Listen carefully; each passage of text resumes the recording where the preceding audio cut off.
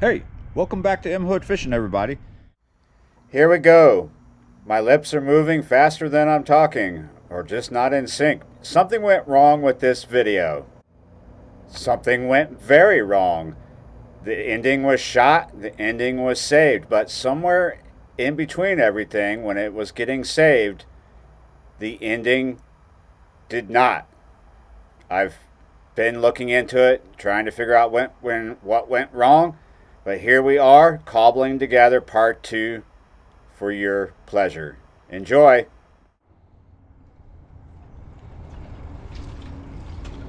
Oh, that's what happens when you're fishing near concrete down here. You get a blue sockeye, as I was saying yesterday. That's a cichlid. See them in the sun. Here we go. Well, we were getting a bite there. Yes, we got you. What are you this time? I bet it's the same thing, a blue sockeye. Look at that. Bigger than that first one. We might even title the video Fishing for Blue Sockeye. Yeah, you're right, it's another cichlid. So I got some fresh bait on there. I'm gonna step over here where the wind is going to affect us a little bit more, but primarily want to start fishing a different area so we don't consecutively hit cichlids, because cichlids do like rocky stuff. Therefore, in this post-industrial world, they're going to relate to concrete as well, and they're going to be real close right off the wall. So if we could get a gill or something good to use as bait rather than cichlids, because cichlids are horrible. They make horrible bait, but we could get something good off the wall, but we are probably just going to end up catching more cichlids. So if we try other areas, the gills right here, they could be anywhere. See, we just got a bite right there out kind of in the open, and we're only a couple of, we're not even 2 feet under the cork. We're about 18 inches underneath the cork.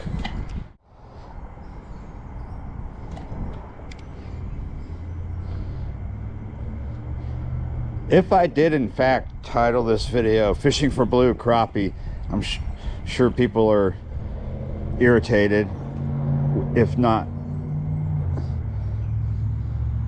amused. But if you're irritated, I apologize. It's just a joke. Yeah, you're right. Yeah, welcome to my post-industrial spot where the blue crappie thrive. And so do the blue sockeye. If you don't know, whoa, he took me under. If you don't know, Rio Grande cichlids, that's the variety of cichlid I have been catching this afternoon. They are native to South Texas and northern Mexico.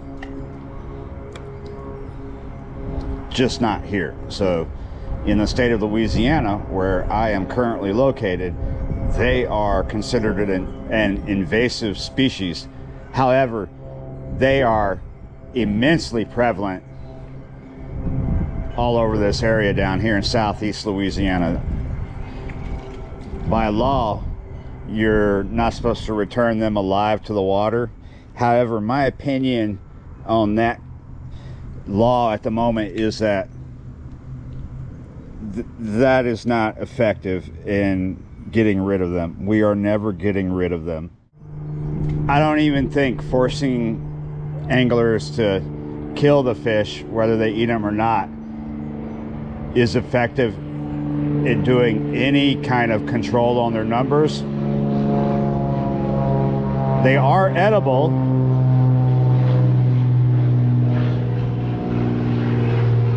However, there's a lot of people that, for whatever reason, do not want to eat them, and there have been and still are invasive species in North America that people just, even though they're edible, they just are grossed out by the thought of eating them. And there are some genuine people that do not like the taste of some invasive species. However, most people just can't get past the thought.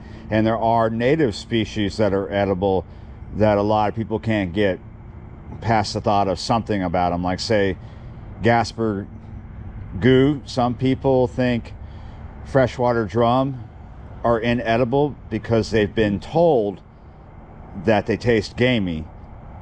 So it's the thought of that fish, eating that fish, is so negative that they'll never try. Same thing for gar. Other species like gaff top, saltwater catfish, right? Very edible, very good eating cat. However, a lot of people can't get past their thick membrane, or what you would call the goo. There we go. Alligator gar. There's a lot of people that don't want to eat alligator gar for whatever reason, but they've never tried it. But they can't bring themselves to try it either. Eel is the same thing. There's quite a few other species. Carp is one. People think that carp just eat shit, you know, just eat garbage on the bottom. There's a lot of fish that do that as well, that people actually eat, that they celebrate eating. However, it is true that carp caught in certain places aren't going to taste that great, and carp caught in other places are pretty good, but it depends on how you cook it, right? My favorite way to eat common carp is smoked, but I don't know if I would go over to a drainage canal nearby, grab a carp and smoke it. However, I don't have a problem with harvesting a carp out of very cold, clear, clean water and smoking it, because all the smoked carp that I've eaten in my life, that was the scenario from which they came. Cold, clean water, like up north, where the tradition of smoking carp in America is quite rich. Here we go. So no, we don't. Still getting a lot of bites here. That long monologue I just did has not concluded. The point, I haven't even got to the point, but what I wanted to tell you is people knowing that there's a bad connotation to a certain fish like Asian carp and other things, grass carp, different species. They'll be like, oh, why don't we just change the name, and then people will start eating it. So why don't we just change it from Rio Grande cichlid to blue cichlids? I don't see it going over well, but yeah, because it never has. It's like it had just like a little bit of success at first when they changed the name of a species, you know, some species that they want people to eat, but the name has so much luggage to it, so much bad laundry, that they're never going to eat it. But if you call it something else, like white amur, or something without that baggage, maybe people would eat it. Okay, we spent a heck of a lot of time sitting there talking about blue cichlids, blue crappie, same thing, right? Staring into the sun and not catching one. So let's get one up here again. It'll be my third, if we can.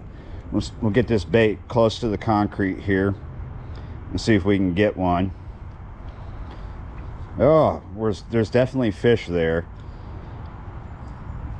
So Rio Grande cichlids, that whole cichlid family is related to a fish that people eat commonly across the world and in North America, tilapia, right? Some people like tilapia, but there are quite a few people who do not like tilapia. Yeah, you're right. The state of Florida has many species of cichlids. The state of Florida has the most invasive species out of all the states in North America. And we're not just talking fish, we're talking everything. There we go. Is that a cichlid? I bet so. All right. So they do get a bit bigger than this, right? And this is a female. The male's going to have a big hump. Pretty sure I got that correct. If it's incorrect, it's the other way around, but I'm pretty sure that's a female. And the male's going to be a little bigger. All right, so you can eat these. Works a lot better if you get a bigger one. One of the biggest issues I have with eating these, or cooking them I should say, is this is not an oily fish, so it's going to be really easy to overcook. And if you do overcook it, and it is easy to overcook them, this is going to come out really, really, really dry. However, if you know what you're doing and you pay attention, you're attentive, this is a good fish to eat. However, you know, a lot of people don't eat these fish because they're not in the store. Not everybody fishes. So yeah, they're not in the store. So regular people who don't fish or don't, you know, eat any kind of wild food that they get for themselves can't obtain them, but they can obtain tilapia fillets. And why is that? Because tilapia fillets are bigger. The reason why, or the assumed reason why they're in our water, who knows how they really got in our water, but the assumed reason and the most likely reason, there we go, here comes another one, is because this particular cichlid is a very, very popular cichlid, just not at the market, not at the fish market, not at the fishmonger. You're not going to find this at your local sushi stand. This is popular in aquaculture, just like Oscars and other types of cichlids. These are commonly found in people's aquariums, so they probably got in our water just like the same way they probably got in Florida water through aquarium dumping. Aquarium dumping is not a pastime like cow tipping. It's when the fish in someone's tank get way too big and start eating the other fish or something of that nature. They dump it, or they're moving and they dump it. Not a pastime, aquarium dumping, not that I'm aware of. I've actually caught people doing it somewhere on this channel, maybe like 8 years ago, because this is a 14-year-old channel. I've got a video where I was fishing the river and some lady with an Eastern European accent was dumping some aquarium fish. But I'm not sure if they were alive or dead, because I'm pretty sure that she was dumping, because she walked down with a container that had a fish in it, but I could not tell you if it was dead or alive, but I know it was a fish. And she never got close to me, but I could see what it was. After she dumped it, it seemed like she was crying. That's not too uncommon. I mean, when people have a pet fish and it dies, I mean, there are people who cry for that. I had parakeets for a while and finches, and when I was a kid, and one died, I was really sad. I had a mating pair of parakeets for a while. I woke up one morning and they were both dead, and I was very sad. Cried a bit, I believe. I was very young. Had guinea pigs, and you know, when they died, I was very sad. I was like 5 when my guinea pigs died. So even adults will cry over fish, because this was an adult woman crying over a fish. So I doubt it was alive, but it's possible. You know, you're getting deported or something and you have a pet guppy and you don't want to send it down the toilet because you don't agree with the sewage and water board policies on guppies, so you want to give it to the Mississippi. You know, basically, come and get it, largemouth bass. Yeah, it's about to happen. it's just not gonna happen here. Come on, we gotta go. It's going to happen here. Right there, in fact. Right there.